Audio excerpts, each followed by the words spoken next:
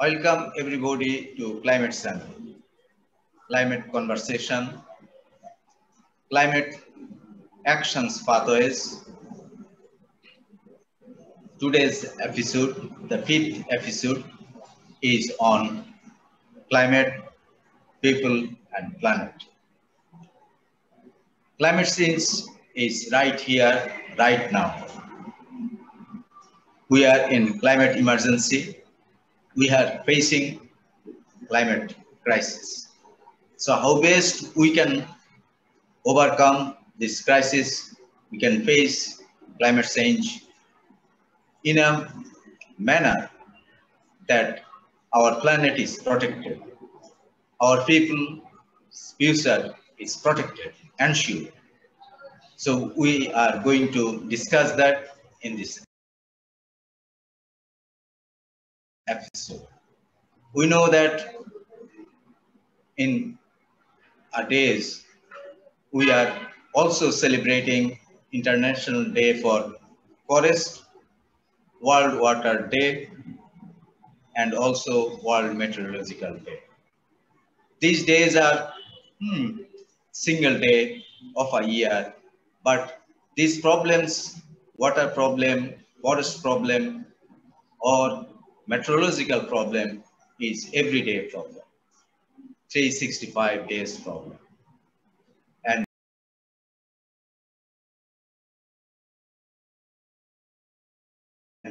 we are also observing Fridays for future. Our younger generation, they are having strikes, calling for protecting our planet. Planetary boundaries should be protected. So all these dots, how to connect, how to bridge the gaps between emission reduction targets and real emission reductions to cut back emissions to the level of stabilizing the greenhouse gas to 1.5 degrees centigrade. These are huge challenges. How best we can address those challenges? Those we would like to discuss in this episode. And we have with us Maria Ivanova, Professor of University of Massachusetts, and who has just written a book on the 50 years of United Nations Environment Program, the world's largest environmental institution. So she had enormous wealth of experience, knowledge, wisdom on environmental issues, natural resource management, and also climate change and biodiversity. We have with us also Purna, Chandra, Lall, Rajbhandari from Nepal. He was also in United Nations Environment Program for a couple of years in Bangkok. So, and now he is based in Kathmandu, but he had also a lot of experience and hands-on knowledge.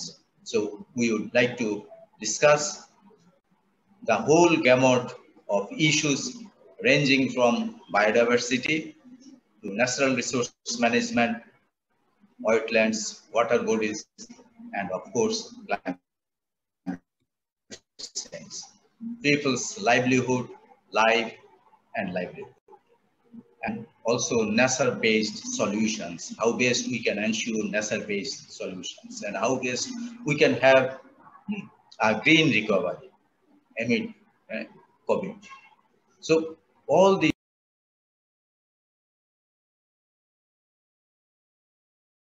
issues we are going to discuss. So I would now like to start with Professor Maria Ivanova. Maria. Thank you very much for having me on this channel, on this program, to discuss people, climate, and the planet. The issues are enormous. They are significant. We are seeing what is happening, as you mentioned, Fridays for Future. There's climate.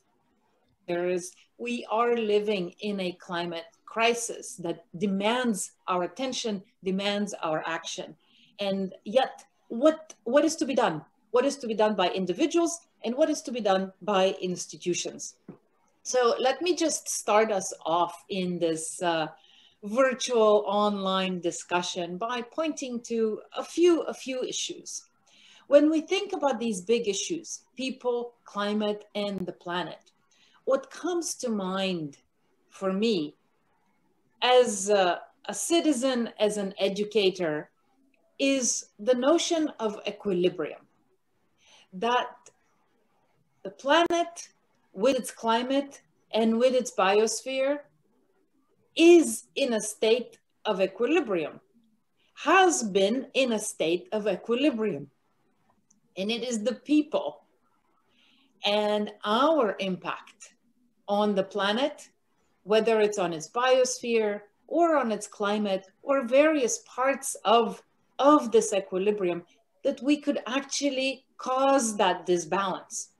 And how do we do that? And how do we then regulate or challenge our own notions, our own actions? So this is the one notion that I'd like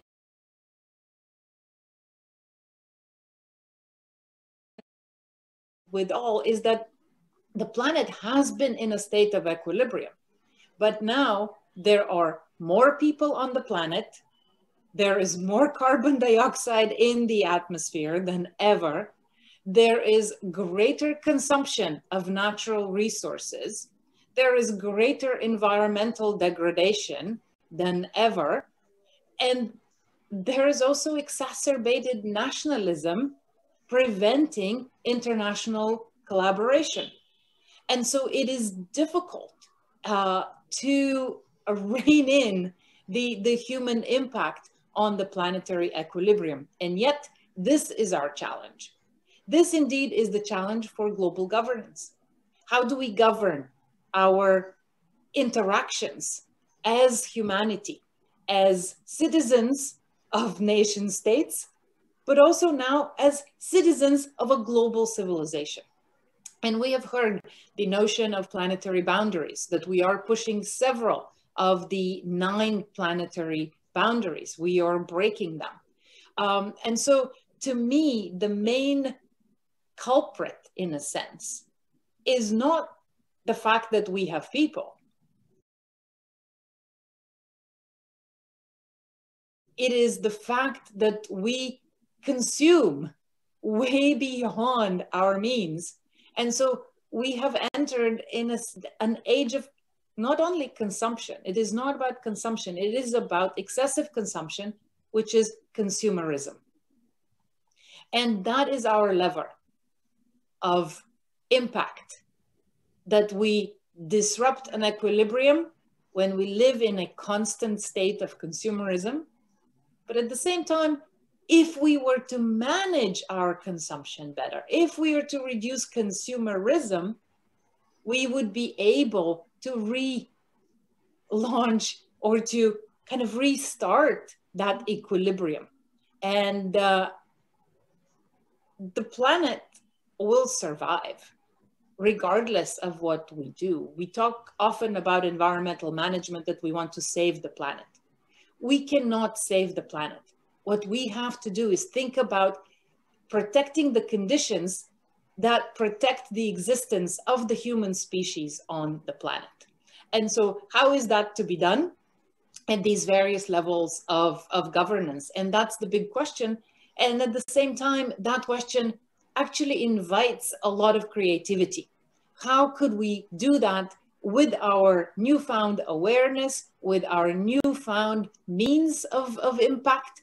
And it will be fascinating to talk with you, Quamrul, and with your guests today and in the future about what are these means and how can we not only start that movement toward equilibrium, but how can we inspire the young people? And I would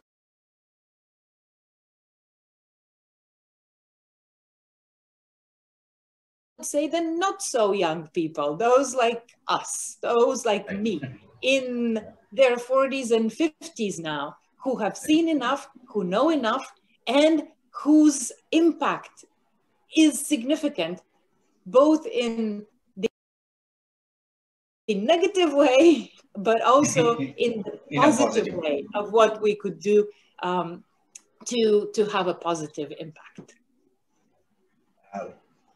We have to do a lot of things, especially our generation people across the planet. Maria, you said rightly, you said the right context.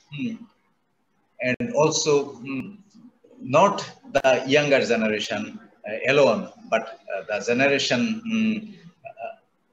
like us, our generation, and also our next generations. We have to pass through the mentor so that the planetary boundaries, planetary balance, equilibrium is restored. Equilibrium is not disrupted.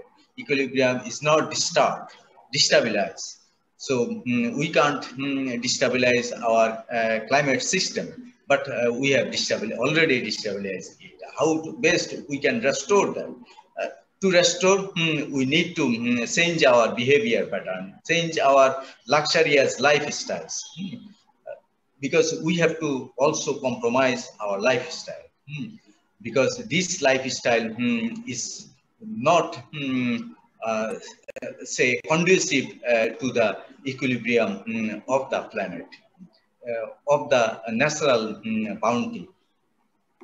With that note, I would like to turn to Purna, Purna Lall Rajbhandari. You work in the grassroots level. You have worked in the national level and also regional level. So what is your take? How best we can interlink the climate change, nature, people and planet together and try to restore our planetary boundaries, restore the equilibrium. Purna. Okay, thank you, Mr. Quamrul. It's my honor to be your guest today, and I hope that I could share my experience. I've been since 1987, I've been involved with the environment sector. So how it has changed till now, from environment to the climate change now, I think several issues it came. So of course the people, if you can say from the Nepal to my experience at the local level as a soil conservation officer, district soil conservation officer at the national level, then after the regional level, as in the Bangkok with the 19 years, my experience with the regional. So I think in different level, I have interacted with the different people. As we say that people, and ultimately driving force is the people and their need and their consumer, as Professor Maria mentioned about this consumer. In case of the Nepal, if you can say we are 30 million people, the country, and also if we can see this country is very vulnerable within the distance, if you can see the aerial distance, we have a very diverse climate. High Himalayas is the Mount Everest, to down in the very much, I think, plain region. So here we have high Himalayas with the snow-capped mountain, then after high mountains, mid mountains, and then after the Tarai plain region. So we could see the whatever the global need and greed, consumer aspect, consumption pattern, that has greatly, I think this my 30 plus years that after my professional career as an agriculture engineer with the Department of Soil Conservation and also with the Natural Resource Management as an environmental affairs officer, and now as a country project lead on one project, climate adaptation and Resilience Project for South Asia, in which the Nepal, I think 3 countries it is addressing the World Bank project, Bangladesh, Nepal, and Pakistan. Here we could see that this the interaction, because this is the South Asia, if you can see the Nepal also, 3 big basin is there. I think it is the water tower. So the down there in the South Asia, 1.9 billion people, they are dependent on water. We can see the downstream, the water scarcity and all in India, that directly linked with the how this consumer and the need and the development it is happening. We are in the upstream countries in Nepal, and some of the activities which is happening in the country here, because of course, as a people, that's a need for the development. The model of the development, we should have if the mountain region, every household, if we can go that, we are talking about the big people, and that ultimately whatever in the global level, what I see the policy, and that translated into the regional level. And when it comes to the national level, how in this means, how the concept and that translated, and ultimately we need to go to the household level down there. And household level, ultimately, whatever project it is going on, ultimately that's a household level that decides that the future of the planet, because their need all, I think all the food, shelter, all this thing, I think that is where we are not connecting somewhere that I think that is what I think our consumer, this pattern we need to address. If we can see, from the 1960s in Nepal's experience, what I'm saying, I think there were several development projects, initially integrated rural development project, until now, whatever like EBA, nature-based solution, what I could see at the local level, and now I think it is coming, ultimately the activities is same. As a government officer in the Department of Soil Conservation, when I was implementing exactly same thing, last, I think around 20 plus years back, I was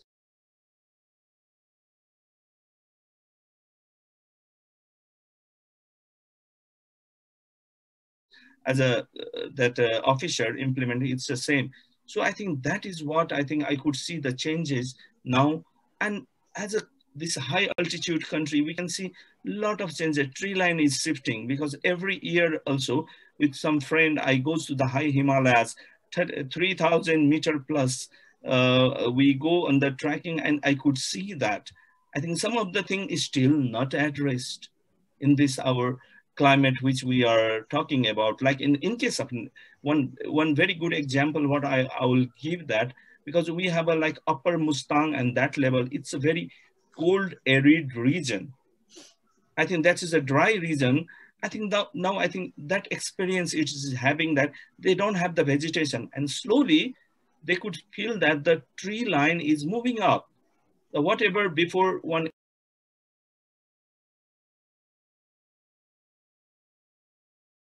area is there very popular for the apple, but now no more apple. I think a lot of infestation, very visually we can see, and that apple also, it is going little bit up, it is going, and this kind of thing. And the water, I think if you can see that several, I think few villages, they moved because of the scarcity of water. Because if you can see that this boundary which Professor Maria told, that it's quite evident in Nepal's case. And also the extreme event of erratic pattern, all this is happening upstream, and then the landslide. As we told that development, the transport sector, very randomly rural road, I think there is no design. I think only if dozer driver goes there, means they will, okay, every house want the vehicle should come to their house. And then when it goes there, I think now we can see an area, and ultimately where it goes, the downstream countries, and the river bed is rising, and the water, it's this tremendous water, it is coming in short interval of time. This high intensity rainfall is, I think, devastating. So these are the issue. If we can see the people and that connectivity there is. So this is urgent time. In case of Nepal also, as I mentioned, that we have several microclimatic. So whatever the problem in, say, mountainous Nepal, yes, downstream in the delta of Bangladesh or India Yes. and Bhutan and other countries, we are also affected. So adverse impacts are not only impacting adversely Nepal, but also it had implications, adverse implications on the, say, ecology and environment, ecosystem, water bodies downstream. So it's a huge, huge problem. So Yes, problems are multiplied. So multiplier effects is also important. yes. I would now like to go back to Maria again. So what is your second take? so, So let me talk a little bit say, about. what should be the solutions? So what are the key solutions would you suggest in the face of climate change, in the face of environmental degradation, biodiversity losses, land degradation, and also say other facets we are facing, especially because of disequilibrium in our planetary resources. So you started by naming all the different days that we have created in the United Nations, that we have now dedicated various days to various planetary issues. And actually March 3rd was World Wildlife Day. Yeah, Wildlife Day. And it's a fairly recent decision to have that World Wildlife Day. And I have been working along with some of my doctoral students at the University of Massachusetts in Boston on wildlife, and figuring out solutions on how do we think about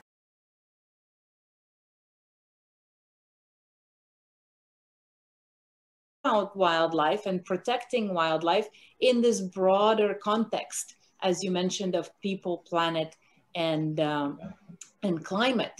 And we're currently living through a pandemic that has really pointed out that public health and planetary health are interconnected, and that the closer we come to wildlife, when we destruct their natural habitats, the more affected we are by viruses that can jump from wildlife to humans.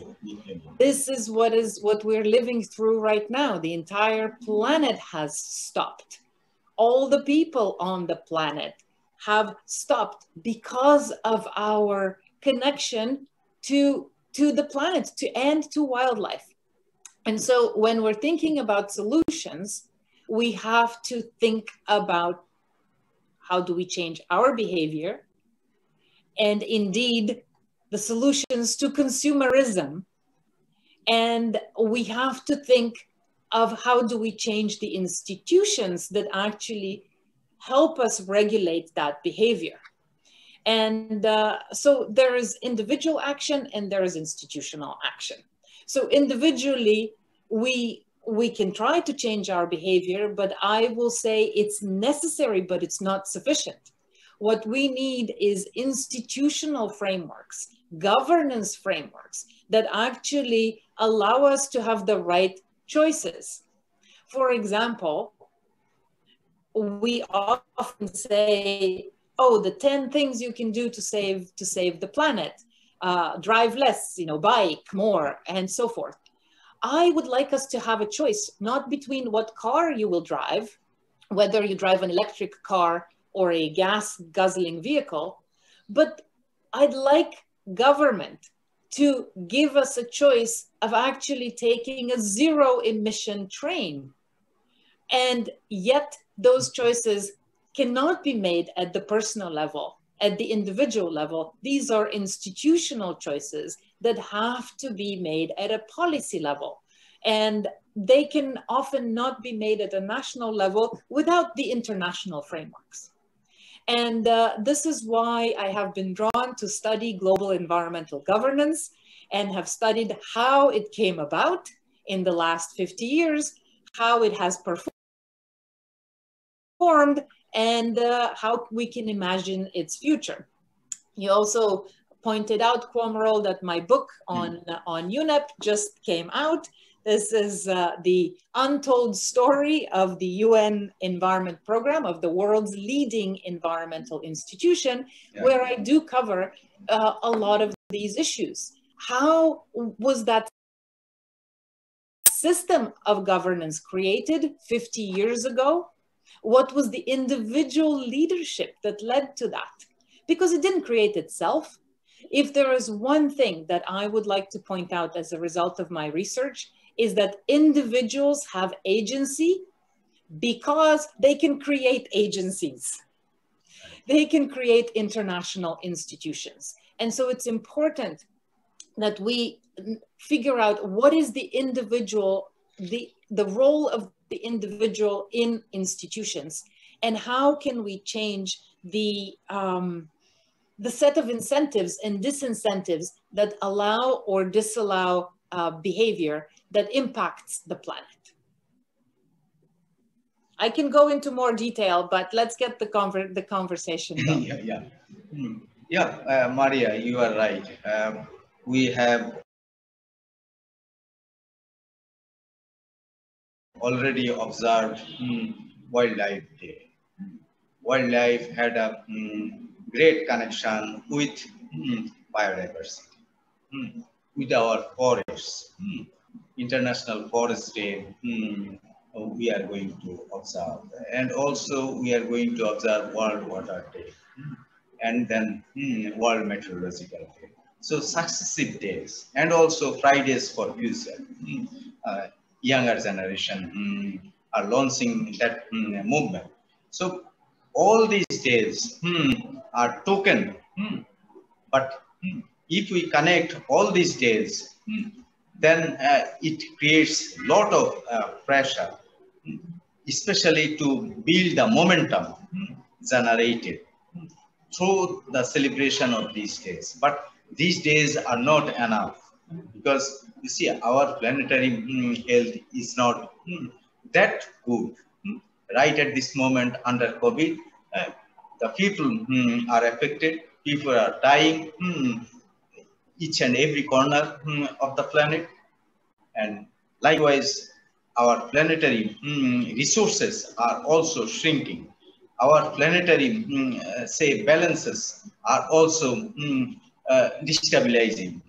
So why? Because we have already consumed a lot. Our lifestyle, our say 5-star lifestyle in many countries are also since the industrialization or industrial revolution in 1776, we are doing that, and we are emitting. We are emitting fast. We are not cutting back our emissions. Those who are supposed to cut back their emissions and also put a restraint on their lifestyle, they are not belt tightening. So it had also impacted on our wildlife. It had impacted on our forests. It had impacted on our ecosystem. It had impacted on our water bodies. It had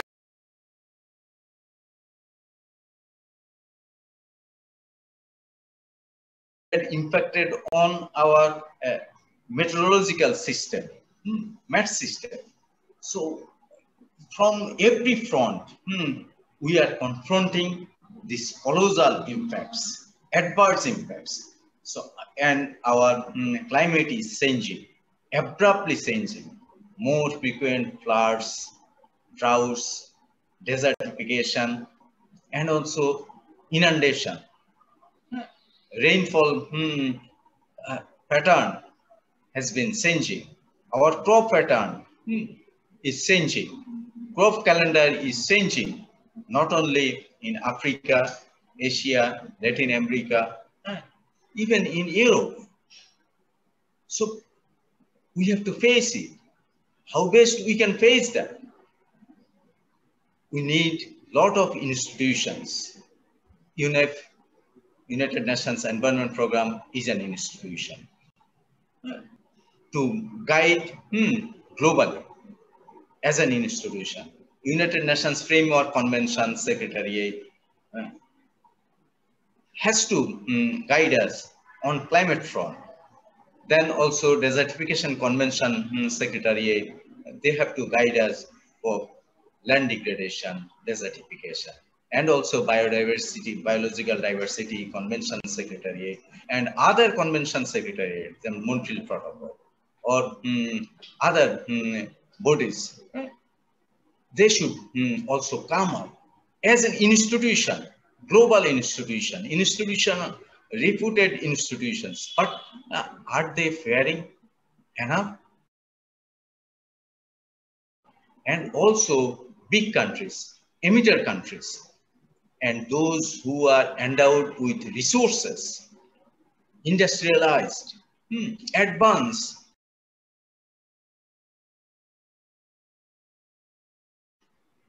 in the economic ladder, are they leading us? So we have to mount our pressure on all fronts. And would you like to come? I would like to Samari? come back with a little bit of a twist. Okay, So, Maria. I have to say, in the environmental field, we often point out to these crises that we're facing, that you just enumerated. And yes, though they're true. And we have to do something about it. And yet, if this is our entry point, we can't motivate action. Right. So I disagree a little bit with the framing. While I agree that this is something we need to tackle, it has become a tool for desensitizing a lot of younger people who want to do something that is positive. And so I would like to point out to Christiana Figueres and Tom Rivet-Carnac and their book, The Stubborn Optimist's Guide to the Climate Crisis. Because as you point out, the UNFCCC, or the UN Framework Convention on Climate Change, is a very important actor. And Christiana Figueres was the executive secretary of that convention, who led us to Paris and the successful Paris Agreement. And I have studied her leadership style and her engagement. And so she approached it from the other angle. Yes, we have these problems. They're urgent. We need to address them. But imagine a world where we have resolved them. How would you like to live in a world that has clean air and the clean water, where buildings produce energy, where it is not only easy to breathe, but where the world around us is beautiful? And how would you create the solutions? So in a sense, that's what you asked me. Your first question, how would you create these solutions? But you see, Quamrul, it's so easy for us as environmentalists to see, oh, and here are the problems, and we need to do something about them. And so I would like to almost challenge all of us as environmentalists, as governance people, to think about how do we inspire action rather than prohibit behavior?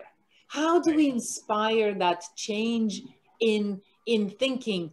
And we've seen this, as you pointed out. Fridays for Future is the young people saying, we have to solve these problems, and here is how. Here are some positive ways of doing that. So I'd like us to think about that. What could we change so that this world becomes a better place where we all want to live collaboratively? Yeah. In fact, when we are crafting the conventions in 90s, in the early 90s, the three conventions, Rio conventions, Climate Change Framework Convention, Desertification Convention, and also Biodiversity Convention in New York, in INC meetings. We argued that a lot.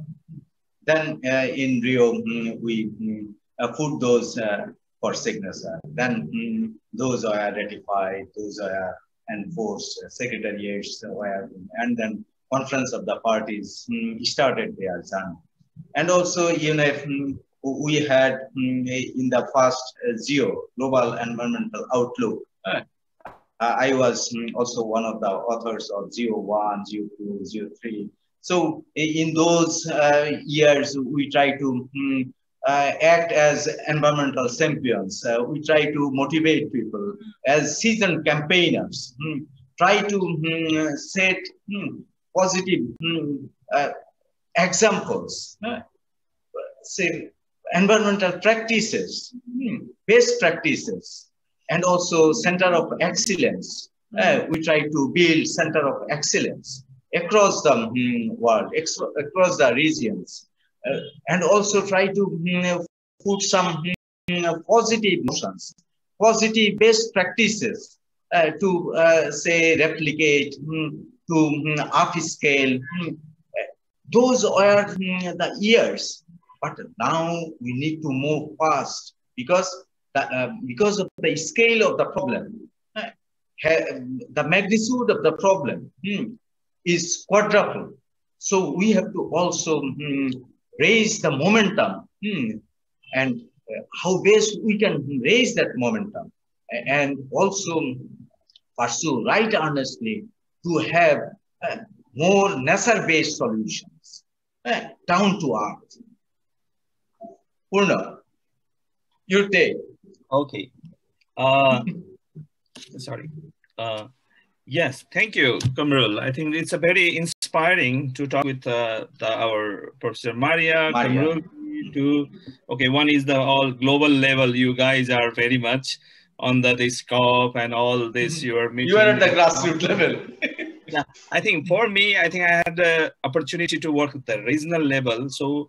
And the local level here, in the national level, we can say that as our Professor Maria mentioned about governance aspect and the GEO aspect also.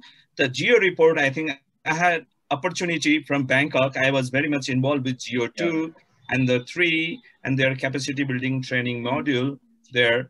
So yeah, GEO 5, no, up to there. And then after a little bit moving on this capacity building side on that. And from that aspect, like a governance, which Professor Maria mentioned that, on the governance side, what I have seen that my career after my education with the government, like 1992, as that time, also environment institution, I was there, but that was not growing as bigger. And when I left for my higher study in Bangkok, in 1997, the Ministry of Population and Environment created. Just I think, and then when I was in Bangkok also, and I could see that this transformation of some are science and technology with the environment, this has been the transformation. Still, it is going on. In case of the Nepal also, before it was population and environment and science and technology. Environment, it's a changing, and now it's part of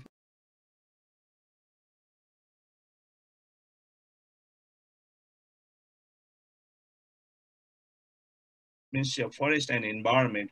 So somewhere, I think in the governance level, still I could see that not much establishment is there in the institutional aspect. So in case of Nepal, just I would like to mention you that I think in Nepal, we have in 2015, we have a new constitution, and very much on the constitution that environmental right of people has been stated there. And then after we have a lot of governance, the federal level, before it, now it is a local government. We have 753 local government and province level. And then after at the federal level, this kind of government is there. And how this, because what the transformation taking place is up to agenda, 1992, you mentioned that the Rio Plus, Rio, that their agenda 21 we talked a lot about, and then after it came 2000 means millennium ecosystem, all these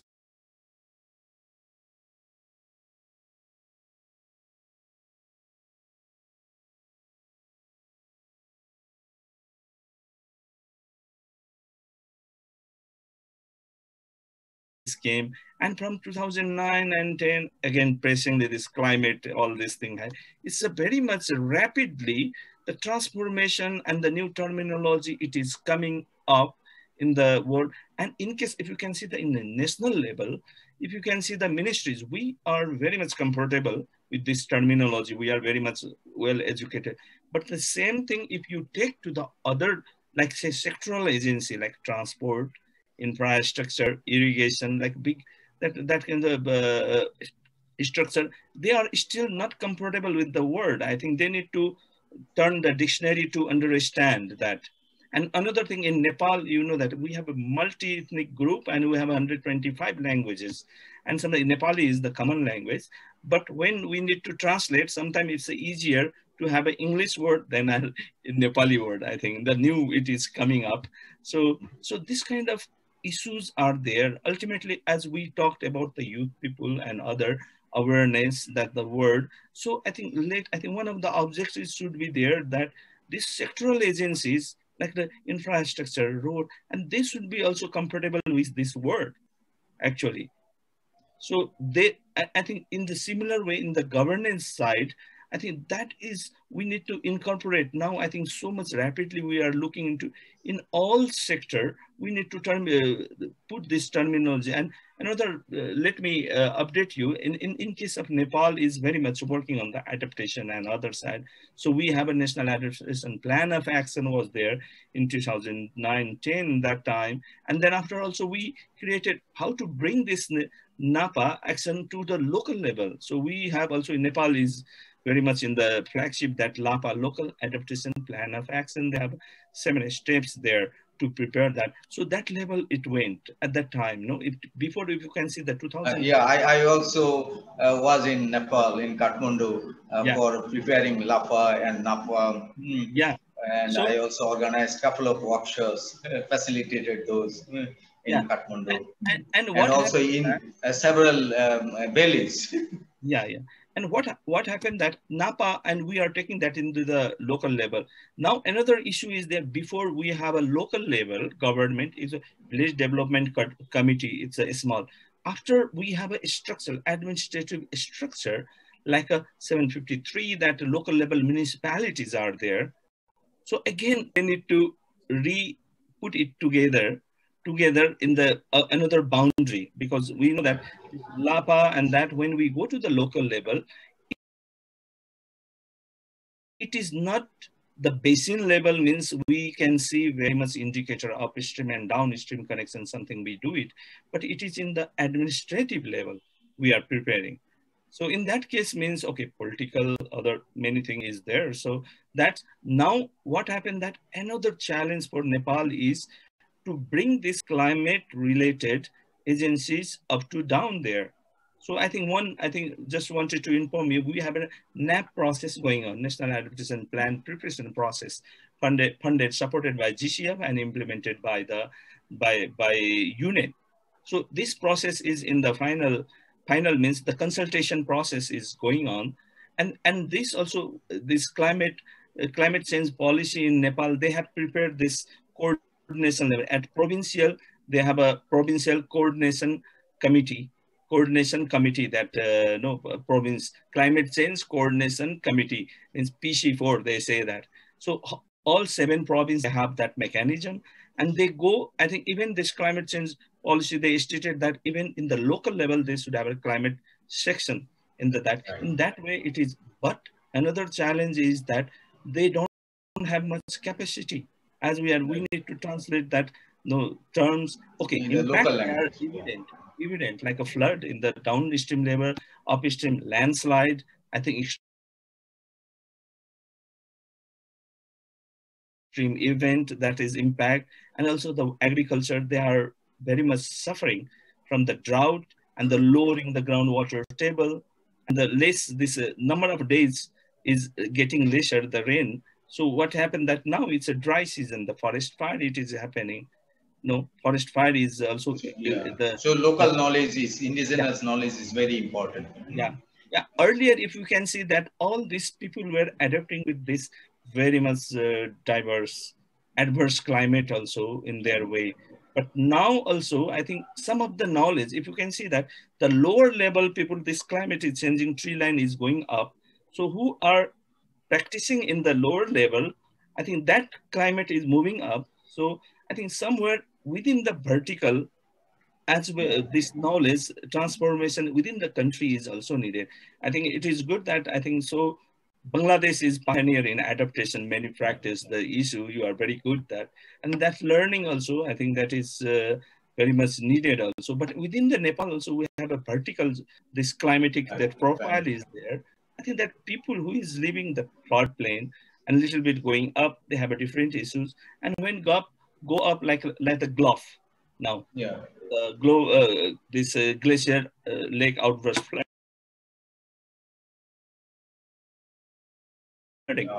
That is also very much evident. It is happening, melting ice, retreating this. So I think so serious problem.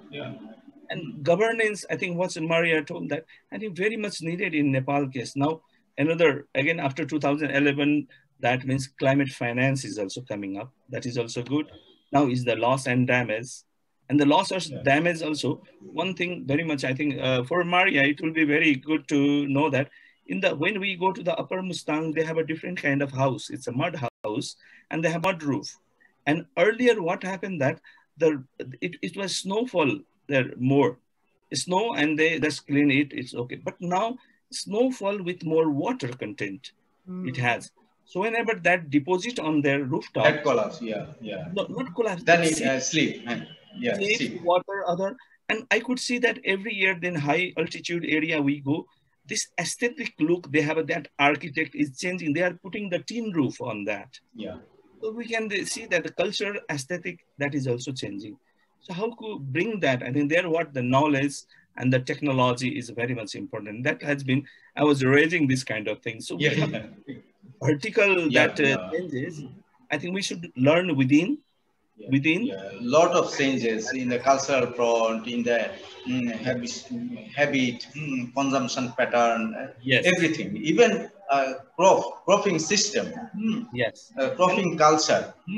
So our culture and cropping system has interlinked, but that linkage is now shattered because of climatic changes, abrupt changes. We can't move fast. With that, I would like to come back to Mariam, because you see, you also remember that figures. We work together, especially we are in G77 and China as coordinators during our negotiation days.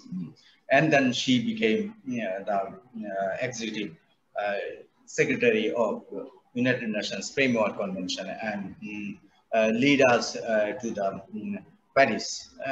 So that way, how we can, you can foresee that we are also having global environmental assembly coming up. We are having a biodiversity conference of parties on biological diversity. We are also going to have in Glasgow COP26 on climate change. And also we have other convention and protocol bodies. They are also meeting. So how would you send your messages for these convention bodies, these say conference of the parties, or these say environmental assemblies for political decisions? Because political decision, political will is very important, of paramount importance. Without that, we can take on the ground adaptation actions or mitigation actions, or say climate resilient, or say biological protection of the biological diversity, or say protection of the wildlife, or say our ecosystem, fragile ecosystem, to restoration of the fragile ecosystem. Mario. These global assemblies are very, very important. And this is why I welcomed the creation of the UN Environment Assembly, which is the new governance body of UNEP, where the governing council from a 57 country member state body became a universal body. So all UN member states are now represented in the UN Environment Assembly. They just met in UNEA 5.1 in February virtually, and there will be UNEA 5.2 or 5 bis in 2022, where we will also celebrate the 50th anniversary of the creation of the UN Environment Program. These governance bodies of UNEP and of the conventions that gather all member states are critical. And I'll tell you why. Because there we can actually challenge and build on this theory of change, which you started to articulate before, that there are a few countries that are large economies, that have a large footprint, they have large consumption, that are absolutely critical to resolving global problems. The 3 largest emitters of carbon dioxide, the United States, China, and India, right, are absolutely critical to addressing climate change. And we say they have to change their patterns. Large consumption countries have to change their patterns.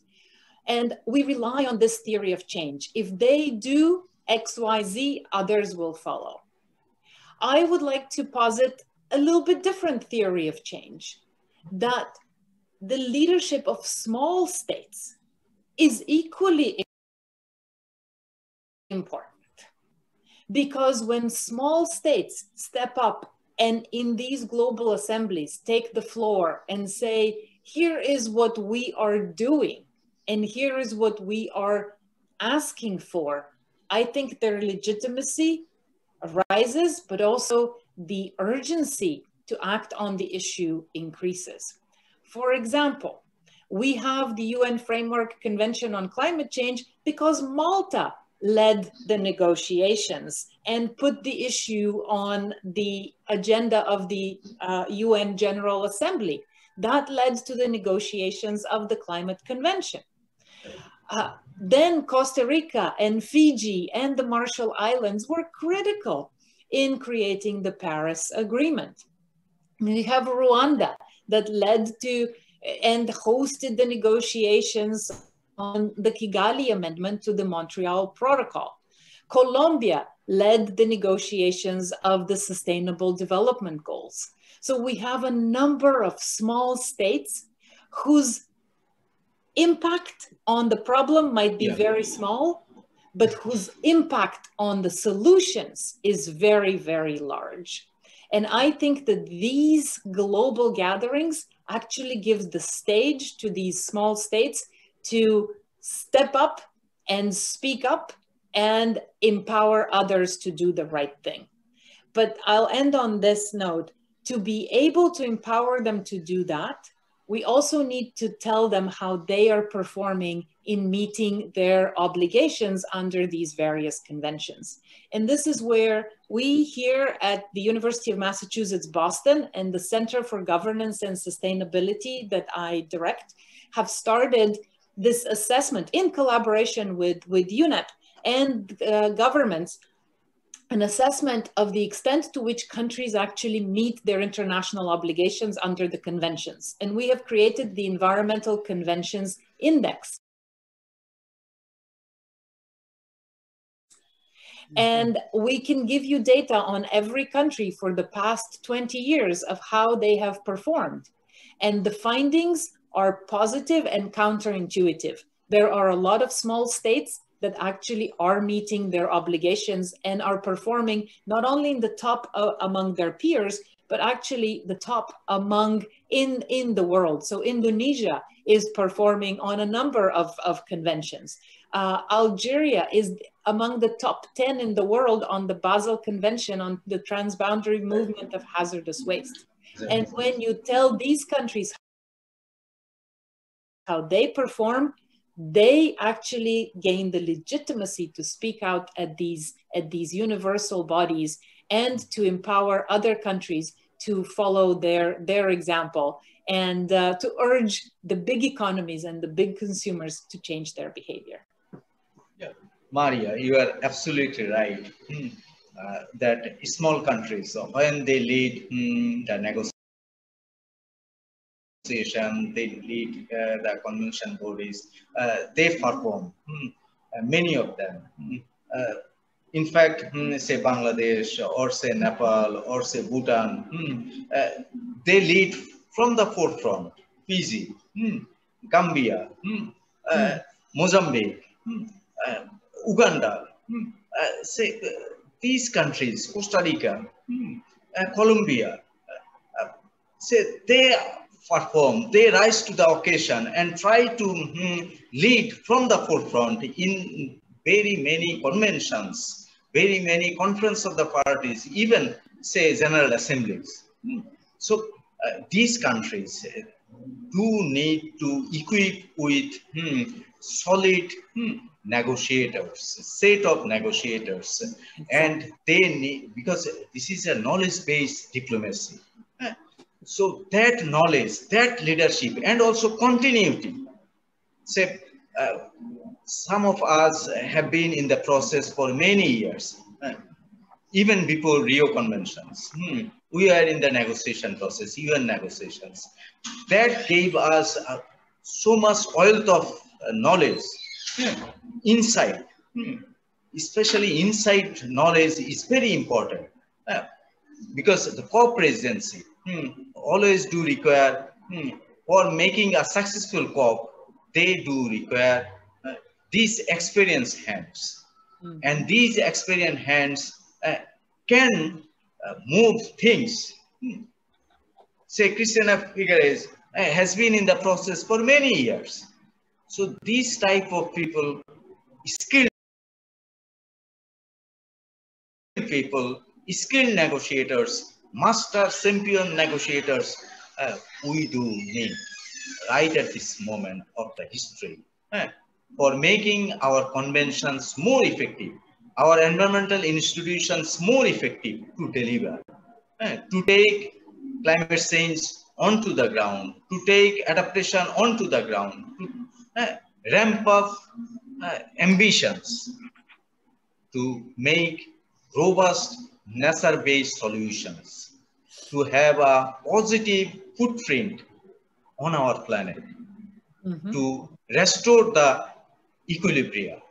That require lot experienced people, wise people, wise men and women who can lead, who can guide, who can advocate, who can campaign, who can educate, who can perform, and transfer the mantle to the younger generation, then next generation. That way we can move fast. With that, I would like to stop here and thank you very much, Maria and Purna. It was a great pleasure to have conversation with you on this very important topic on climate, people, and planet. It's our survival question. And protection of the planet is everybody's cup of coffee. So with that, I would like to end here, stop here. Thank you again, Maria and Purna, for joining us in the Climate Channel. Climate Conversation with Quamrul Chowdhury ends here for this episode. Welcome you for our next episode. Thank you very much. Okay, thank you, Quamrul Ji and Maria. It was nice being here to share and enlighten with the Marias and your talk. Thank you very much. Thank you. Thank you. It was Thank you, Maria. Yeah, I think we will engage more frequently so that we can raise these issues in more detail in our next episode. And also say union institution, collaboration with union institution, so that developing country negotiators can have a say, and also we can interact with your institution, with your students, with your scholars.